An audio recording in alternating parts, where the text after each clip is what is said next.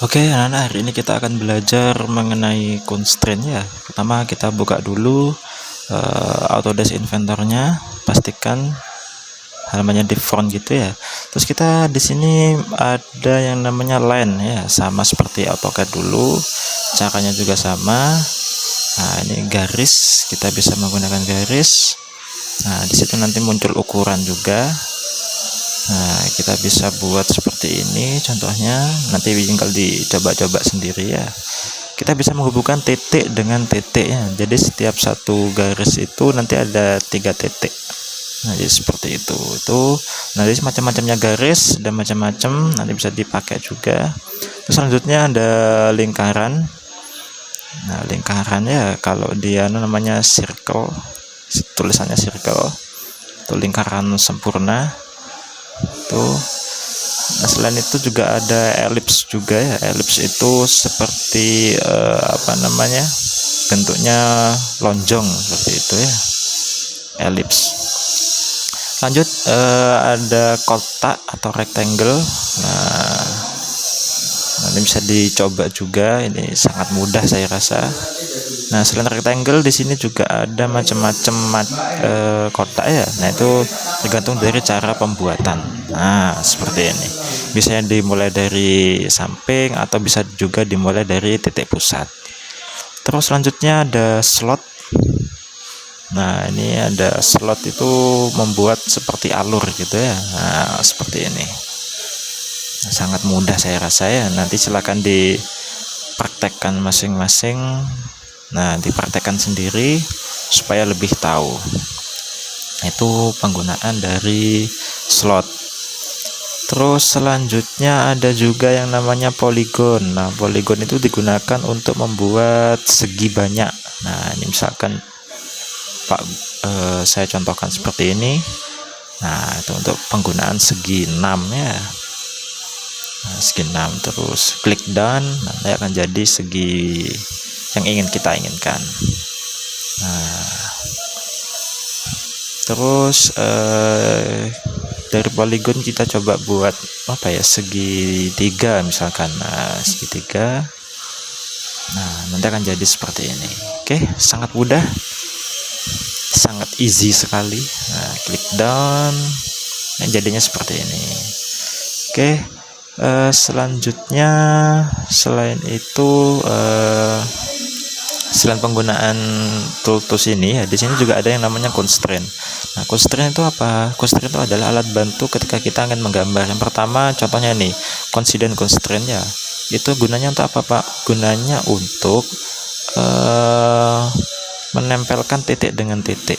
Nah, jadi ketika satu garis itu kan dia punya titik kan. Nah, itu bisa ditempelkan. Nah, jadi titik ketemu titik. Nah, seperti itu. Nah, sangat mudah sekali ya. Nah, seperti itu, titiknya ketemu dengan titik. Nah, kebalik ini ya, nggak apa-apa karena masih belum didefinisi. Nah, oke, seperti itu. Terus selanjutnya kita ESC dulu, Ctrl Z. Selanjutnya ada yang namanya parallel constraint-nya. Parallel constraint itu contohnya seperti ini. Misalkan saya punya line, terus line-nya miring seperti ini. Nah, ini kan miringnya kan tidak sejajar ya. Nah, itu bisa kita sejajarkan dengan pakai tools ini. Nah, nanti dia akan sejajar karena ada tandanya itu ya, sejajar ya. Tuh. Terus selanjutnya ada yang namanya perpendikular. Nah, perpendikular itu untuk membuat garis menjadi sudutnya 90 derajat atau siku-siku. Nah, misalkan Pak Guru punya contoh. Nah, misalkan kalian buat gambar seperti ini tidak beraturan, lalu sudutnya kita buat 90 derajat.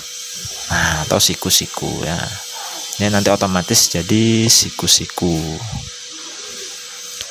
Terus dilanjutkan, selanjutnya apa ini? Perpendikular sudah, ada konsentrik. Nah, konsentrik itu gunanya misalkan kita punya dua lingkaran ya. Dua lingkaran, lalu kita jadikan dia menjadi satu titik pusat. Nah, nanti dia akan menjadi satu titik pusat. Nah, ini enggak kelihatannya bedanya ya. Coba. Pak Guru bedakan ukurannya.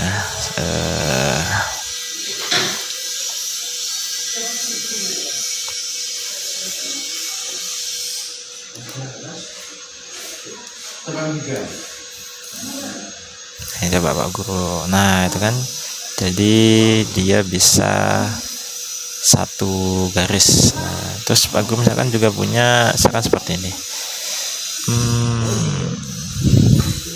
Bapak pakai len, terus Bapak buat, nah misalkan punya lengkungan seperti ini ya. Nah lengkungan seperti ini. Nah nanti lengkungan itu dijadikan satu titik pusat.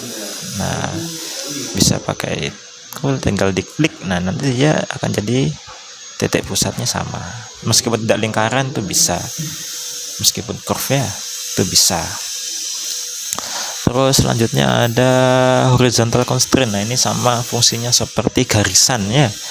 Nah, sama kayak garisan fungsinya itu. Jadi untuk meluruskan titik ya, meluruskan garis. Nah misalkan kita akan luruskan dengan garis yang ini. Nah kita klik saja titiknya.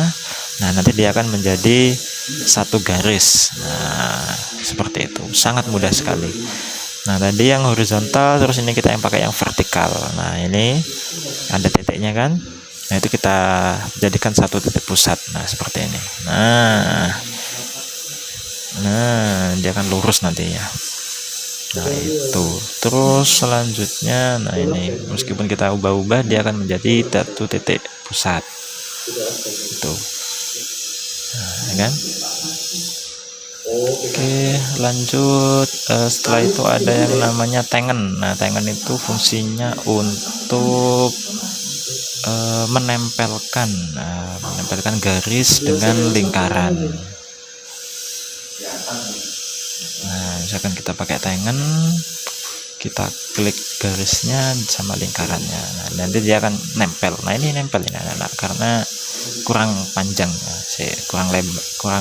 nah saya kecilkan. Nah itu kan pasti nempel. Nah nempel, oke. Nah nempel. Coba kita buat contoh lagi. Nah, misalkan ini ada garis, saya tempelkan di lingkaran ini pakai constraint, tinggal ditempelkan saja. Nah, nanti dia pasti nempel. Tuh. Selanjutnya ada yang namanya equal. Nah equal itu fungsinya untuk menyamakan dimensi ya, untuk menyamakan dimensi. Misalkan ini saya buat ukuran 12 misalkan. Nah terus di sini saya punya lingkaran juga tapi kecil-kecil. Nah ini ukurannya mau saya samakan ukurannya sama yang 12 tadi. Nah itu tinggal diklik saja, jadi tidak usah memberikan ukuran sampai 3 kali ya, tinggal diklik-klik saja. Oke, seperti itu. Kalau tidak percaya kita coba cek. Nah berapa nilainya? 12 ya, pasti sama. Sangat mudah sekali, easy. Oke, itu saja mungkin hari ini untuk pertemuan pertama. Kita cukupkan sampai sini. Terima kasih. Assalamualaikum warahmatullahi wabarakatuh.